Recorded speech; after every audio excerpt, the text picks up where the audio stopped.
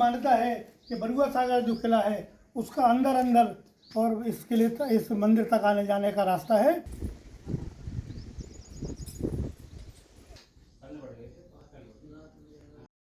नमस्कार दोस्तों, समाचार गैलरी में आपका स्वागत है। अभी हम मौजूद हैं बुंदेलखंड की ऐतिहासिक धरोहर स्वर्ग आश्रम झरना पर, जो एक ऐतिहासिक और धार्मिक स्थल भी है। प्लस यहाँ पर पर्यटकों का बरसात के मौसम में काफी भीड़ जुटती है, जिसकी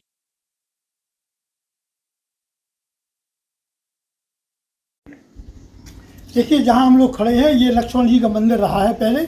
ऐसी मान्यता है कि 17वीं सदी में ये मंदिर बनाया गया था और उसके बाद यहाँ का जो पूरे मंदिर और इससे लगी हुई 10 एकड़ ज़मीन, ये इतिहास के हिसाब से और राजस्व के हिसाब से ये लठेश्वर महाराज की संपत्ति रही है पूर्व में, ऐसा कहा जाता है। और पूर्वजों द्वारा जो जानकारी हमें प्राप्त हुई थी उसमें यह है कि 1941 में लठेश्वर महाराज के बड़े पुत्र का देहांत हो गया था, तो उनकी पत्नी को परिवार के अन्य लोगों में बरुआ सागर की लक्ष्मणशाला और इससे लगी हुई 10 एकड़ ज़मीन देकर घर से बेदखल कर दिया था। और उनके जो है बड़े पुत्र के 2 बेटे थे, एक का नाम था रामचरण दास, एक का नाम था रामसेवक दास। रामसेवक दास यहाँ के महंत थे, रामचरण दास उनके साथ रहा करते थे, उनके छोटे भाई थे। 1951 में यहाँ जो महंत रामचरण दास जी थे उनका जो है यहाँ उनकी हत्या कर दी गई थी ज़मीन के विवाद में। और उसके बाद उनके छोटे भाई वो उनके मरने के बाद इतने अवसाद में आ गए थे कि दारू शराब वराब पीने लगे थे और कुछ दिनों बाद उनकी भी डेथ हो गई थी। लेकिन अपने मरने से पहले 1952 में जब यहाँ पे स्वामी शरणानंद सरस्वती जी आए तो उन्होंने अपनी सारी जायदाद स्वामी शरणानंद सरस्वती को स्वर्गाश्रम झरना के नाम हस्तांतरित कर दी थी। और उसके बाद उनकी माता जी का भी निधन हो गया था, तब से ये संपत्ति स्वर्गाश्रम झरना के नाम है।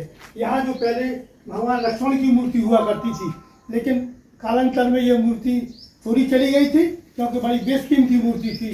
उसके बाद स्वामी शरणानंद सरस्वती ने यहाँ राम दरबार की स्थापना की और तब से यहाँ राम दरबार इस मंदिर में है। ऐसी मान्यता है कि बरुआ सागर जो किला है उसका अंदर अंदर और इस किले इस मंदिर तक आने जाने का रास्ता है कि ताकि महारानी उद्देश्य सिंह की पत्नी महारानी यहाँ दर्शन करने आ सकती थी, ऐसी एक मान्यता है।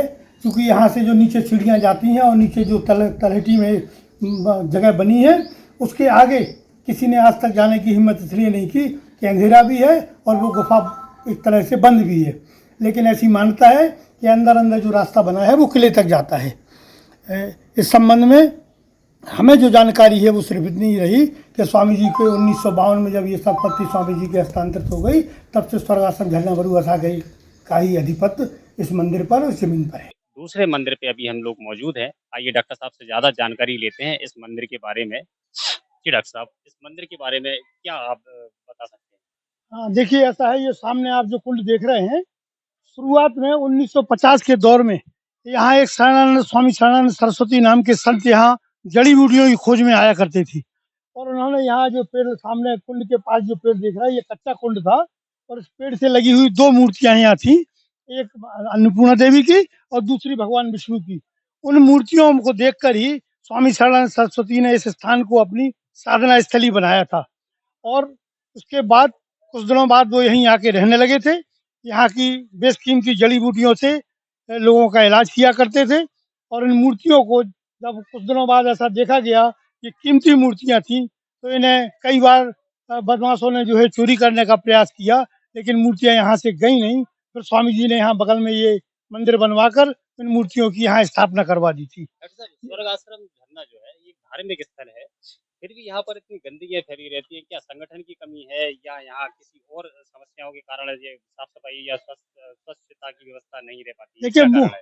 मूल बात तो ये है कि ये जो स्वर्गाश्रम का जो कमेटी बन गई है, इस कमेटी के अधिकांश लोग उदासीन हैं और इन्हें जो है ये स्थान नगर पालिका बरुआ सागर के क्षेत्र में आया है, तो सफाई व्यवस्था की जिम्मेदारी मुख्य रूप से नगर पालिका की है और नगर पालिका ने यहाँ पर एक जमादार की नियुक्ति कर रखी है।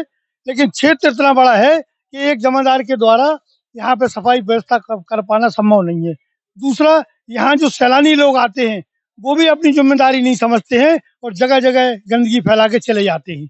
ये दूसरा कारण ये भी। तीसरा कारण ये है कि जो पहले यहाँ संत थे उनकी महत्ता इतनी थी कि उनके भय से या उनके प्रति सम्मान के कारण लोग यहाँ तमाम सावधानियां बरतते थे। लेकिन वर्तमान में ऐसा कोई संत इस आश्रम पे नहीं है, जिसकी वजह से सैलानियों की भीड़ की आस्था धार्मिक बन जाए। सिर्फ मूर्तियां हैं और मूर्तियों के प्रति भी अधिकांश लोगों की श्रद्धा ना होकर यहाँ जो घूमने सैलानी आते हैं वो मौज मस्ती करके और चले जाते हैं। सफाई व्यवस्था मुख्यतः जो है नगर पालिका को करना चाहिए और कमेटी को इस पर ध्यान देना चाहिए, क्योंकि हमारे इस कमेटी के अध्यक्ष जो हैं माननीय सांसद जी हैं, लेकिन पूरे जिले की व्यवस्थाएं देख पाना उनके लिए अकेले संभव नहीं है। क्षेत्रीय जो लोग यहाँ कमेटी में हैं वो इस तरह बिल्कुल ध्यान नहीं देते हैं, इसलिए चारों तरफ आपको गंदगी दिखाई दे रही है। स्वर्ग आश्रम झरना के बारे में डॉक्टर श्री महादेव वाजपेयी जी ने यहाँ के बारे में जानकारी दी और इसका जो भी ऐतिहासिक जो जानकारी है उसके बारे में सभी लोगों को हम लोगों को अवगत कराया, जानकारी दी। आगे भी आप लोगों को इस संबंध में जानकारी देते रहेंगे।